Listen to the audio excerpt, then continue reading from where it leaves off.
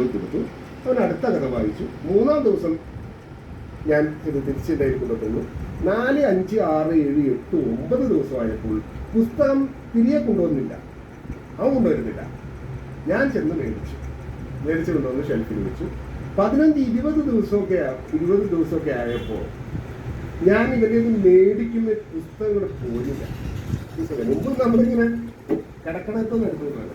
ഇവനിങ്ങനെ പിടിച്ചിട്ടുണ്ട് പുസ്തകം. ഞാൻ മേടിക്കാൻ ചെല്ലുന്നു.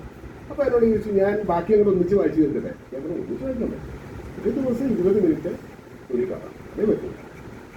എന്നാൽ ശരിയെന്ന് പറഞ്ഞ് അവനപ്പം തന്നെ എൻ്റെ ഇതിലേക്ക് പുസ്തകം ഇടാത്ത പോലെ വന്നു. അടുത്ത ദിവസം ഞാൻ അവന് പുസ്തകം കൊണ്ട് കൊടുത്തില്ല. അവൻ എൻ്റെ അടുത്തേക്ക് വന്നു, പുസ്തകം എന്ത് ചോദിച്ചു.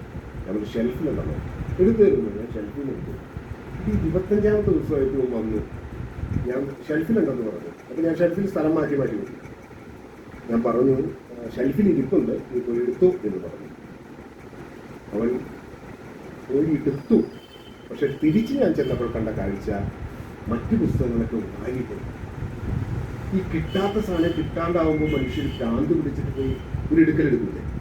ലഹരിക്കൊക്കെ അടിമപ്പെട്ട മനുഷ്യർ ഇങ്ങനെ തട്ടിത്തെറിപ്പിച്ചൊക്കെ പോയിട്ട് അവിടെ എവിടെയാണ് ഇരിക്കുന്നതെന്നുള്ളത് വലിച്ചു, അവിടെയുള്ള മറ്റു പുസ്തകങ്ങളൊക്കെ വലിച്ചു വായിക്കും. ഇങ്ങനെ 30ാമത്തെ ദിവസമായി